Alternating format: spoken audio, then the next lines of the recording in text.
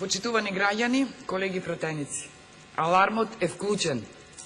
Дека состојбата со амбиенталниот воздух во Републиката е повеќе од алармантна, потврдија и Светска банка, и Numбео, најголемата светска дата база на податоци ширум светот, според кој Република Македонија е на прво место по загаден воздух во Европа. Титула достојна за резил. Јас ке се задржам на состојбата со воздухот во Битола, градот од каде што доаѓам. Ке започнам со еден настан кој што сосема случајно го забележав. Движејќи се по Широксокак, пред мене забележав еден млад брачен пар со мало девојче на околу 5 годишна возраст. И она што моето внимание го привлече и ме вознемири искрено, беа зборовите на малото девојче. Мамо, ми мириса на Коледе. Инаку за Коледе во Битола знаете, се палат големи огневи и чадот, се чувствува мирисот на чад силно во воздухот. Нам битолчани, колеги пратеници, Коледе ни е секој ден во Битола. Со овие неколку детски наивни зборови, како што само дете може, е прикажана вистинската состојба на катастрофалната состојба на воздухот во Битола. За жал, ова невино дете, како и сите граѓани на Битола, во последниот период дишат отров наместо воздух. Битола буквално се гуши. Особено во вечерните часови, колеги пратеници, Битола наликува на град на духови. Мерните станици во континуитет покажуваат зголемени вредности на PM10 честички за 5, 10, 15 пати. Пред само недела дена, според официјални податоци, загадувањето на PM10 честичките во Битола беше 919 микрограма на метар кубен, што значи 20 пати повеќе од дозволеното. Со ваквото ниво на загаденост, движењето на битолчани надвор од собствените домови представува опасно по живот. Од 60 до 90% од ситната прашина која што ја загадува Битола, во себе содржи уште поситен прав со големина од 2,5 микрометри, кој е опасен за белите дробови на граѓаните. Резултатите од испитувањето на квалитетот на воздухот, што го спроведе независна лабораторија, покажаа дека присуството на PM10 честичките во централното градско подрачје, впрочем каде што беше вршено мерењето, покажува вредност повисока во 13 од 14 измерени денови. Алармантен е фактот што во измерената концентрација на PM10 честичките, концентрацијата на PM2,5 честички кои што се поопасни за човековото здравје поради нивната димензија е од 67 до 97% во текот на целиот период на мерење.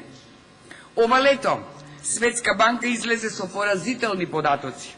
Република Македонија се наоѓа на 5-то место во Европа според годишните смртни случаи, предизвикани од загаден воздух.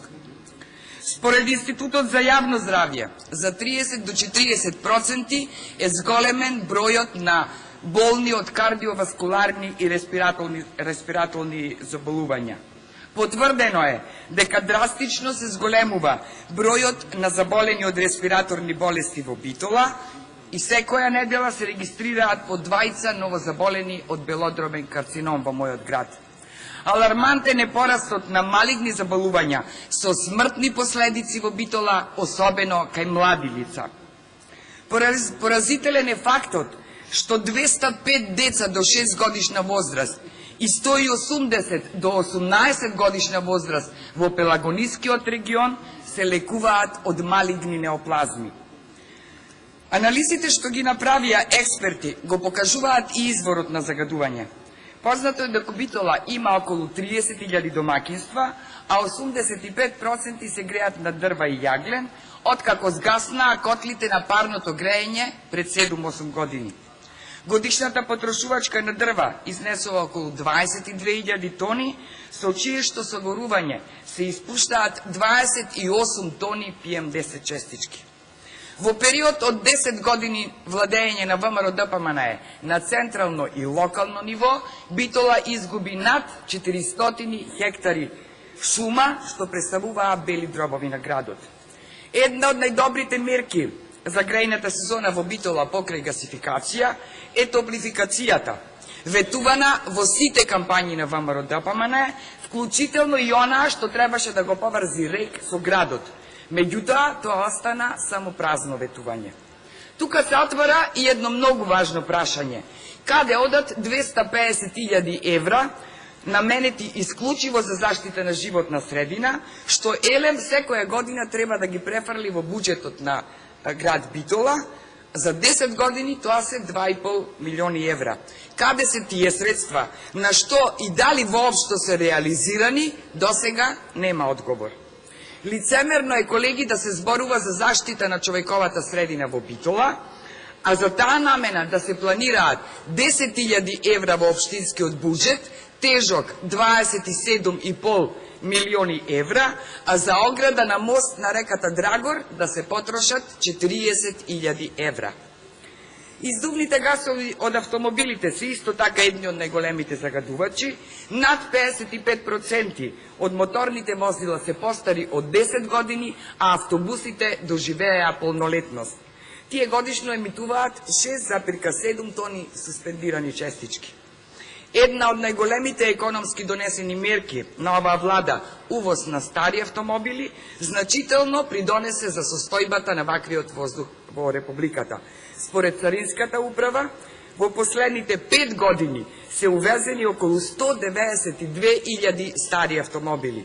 Токму поради ова, колеги пратеници, поднесовме амандман за купување на 20 нови автобуси во Битола, меѓутоа вие немавте слух.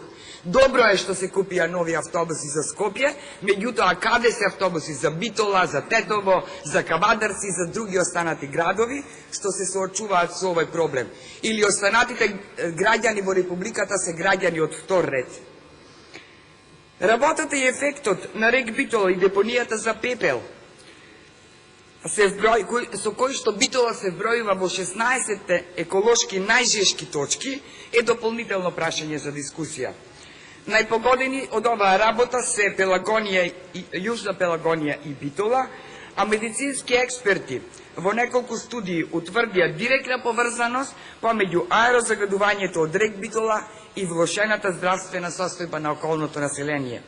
Како последица на работењето на РЕК Битола, постојано се зголемува количеството на отпад во вид на пепел и згура, кои во услови на ветар се разнесуваат низ околината.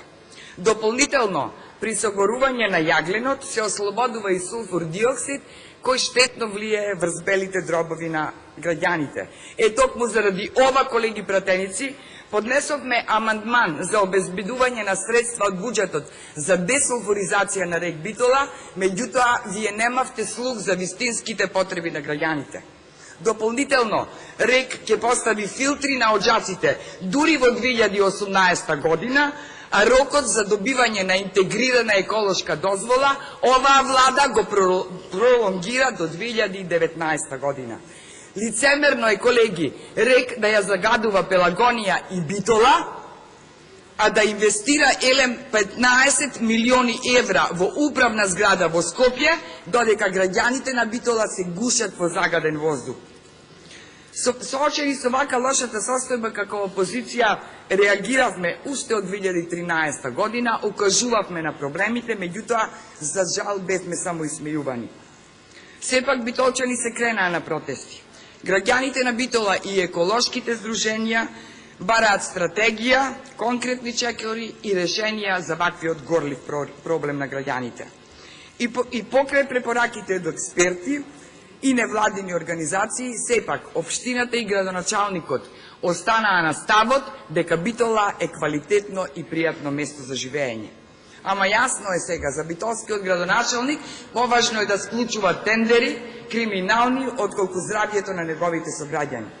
Уште пред 10 години Република Македонија ги усогласи своето законодавство со она на Европската Унија, но изостана негова имплементација. Членовите на владата на ВМРО-ДПМНЕ ДПМН е одговорни за животната средина, е земјоделие, економија и транспорт и врски, никогаш не успеа да действуваат усогласено за да ги заштитат природните ресурси. Само уште една реченица. Значи, наместо во животна средина, 630.000 евра фрли во бронза и во пепел. Ова, колеги пратеници, повеќе не смееме да го дозволиме.